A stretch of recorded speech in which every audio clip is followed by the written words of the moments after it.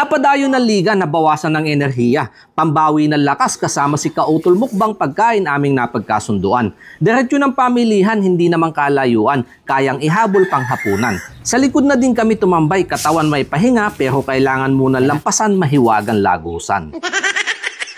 Ilang buwan na din ang nakalipas ng huling makabisita kaya pagkakataon hindi pinalampas. Dito na din kami magpapalipas ng mga ilang oras. Kwentuhan habang inaayos mga kailangang sangkap. Sa akin ang gulay para sa kombinasyong kilala sa Visayas. Kung nakakasubaybay ka, eto yung aking pinahulaan. 2 putahe pero walang nakakuha ng tamang kasagutan. Humba una sa lista. Sa detalyadong paraan, pasyalan ang upload ni Kautol Mukbang. Eto naman sa akin ating umpisahan. Sibuyas bawang una sa gisahan, hinintay hanggang mag golden brown. Hinimay na manok, karni at atay inilagay. Sa kahipon binalatan, cube sa lasa binudburan ng paminta. Pinaghalo-halo hanggang mga sangkap maglaban-laban. Pinagpakulaan ng manok aking pinangsabaw, saka toyo sa alat at kaunting kulay. Pagkakulo sunod na inilagay mga gulay-gulay. Andyan ang bagyo beans, bell pepper, saka kerot at kabote, tawagin taingang daga. Pinainitan. Sunod na inilagay ang bihon habang may kaunting sabaw para hindi matuyuan. Repolyo huling bagsakan. Napakasarap naman. Hindi tinipid, hitik sa laman. Talagang hahaba ang buhay at nakakatuksong i-plastic kapag ganto sa birthday.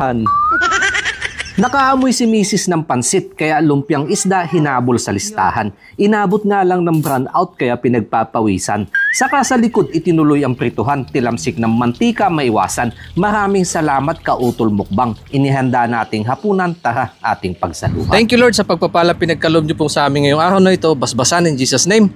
Amen. Na. Sarap na kombinasyon. Okay. Ang bango. Amoy na amoy ko yung star anise niya. Fiesta pa eh.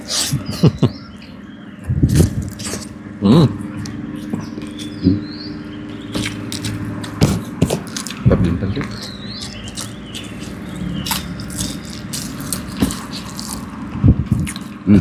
Sarap eh. Ito yung sasawan. Hindi lang. Kahit wala nga sa sahol, sarap na eh. Gawa ni Mrs. Kanayon yung ano? Isda Shanghai. Shanghai. Hindi ko kayo masyado naglabas ng kanin, yung kakaunti lang. Kasi nga, babawi ko tayo dun sa pansit.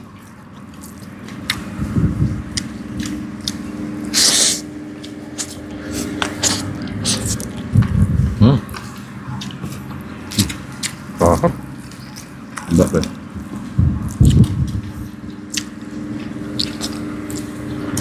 Napakalasa, ang lambot. Isang oras eh.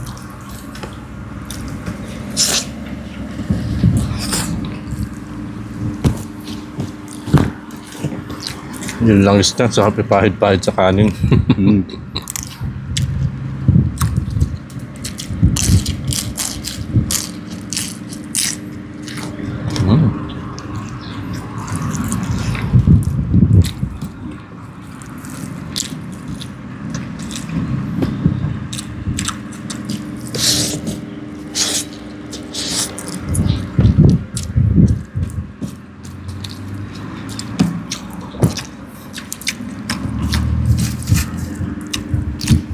Wala mang birthday, kaya nagluto tayo ng pansit.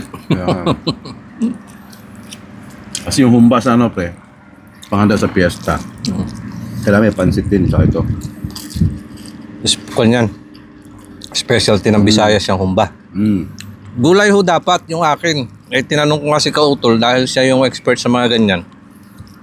Ito daw talaga yung pinapakiso nila sa humba, yung pansit. Kaya pansit na lang din ang naisipan ko nung lutuin para dito.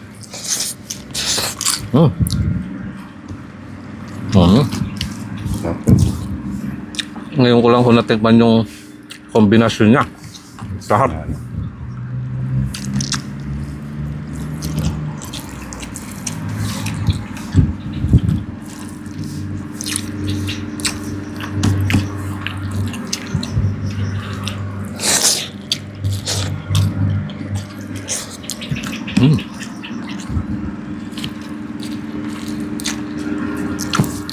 Anong pagkakaiba ng humba at saka adobo?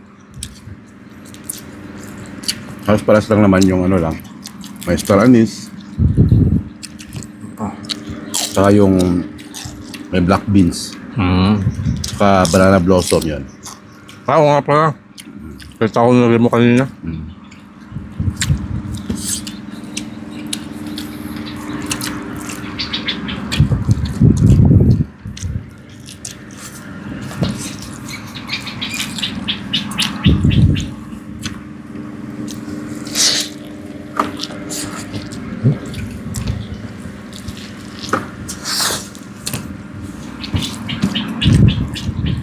Sarap.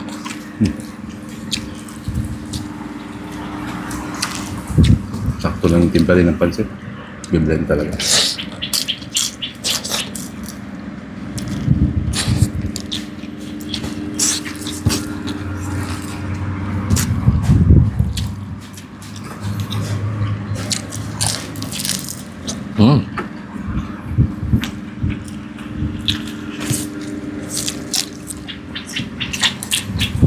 May kalamansi pa kasi yung pansit. Kaya panlaban din siya sa umay.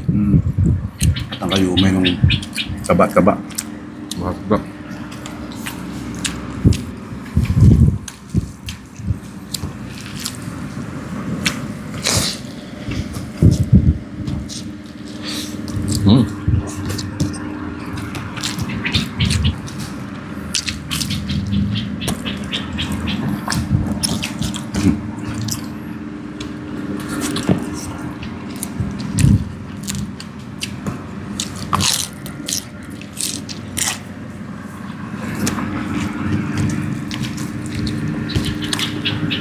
Hindi na tayo maghahapunan mamaya.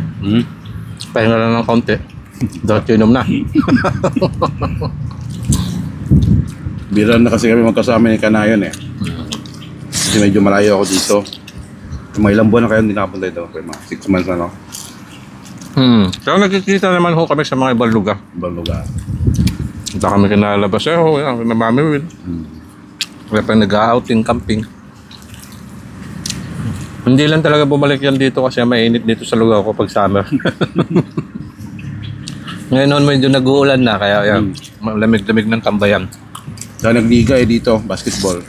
Imbitaan ako ni Kanayo. Kahit water boy lang.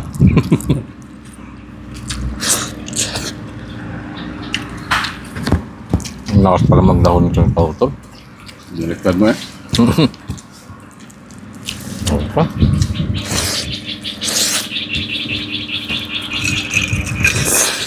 Maraming salamat ka Utol sa muling pagbisita dito sa aking mumunting kusina. Yeah.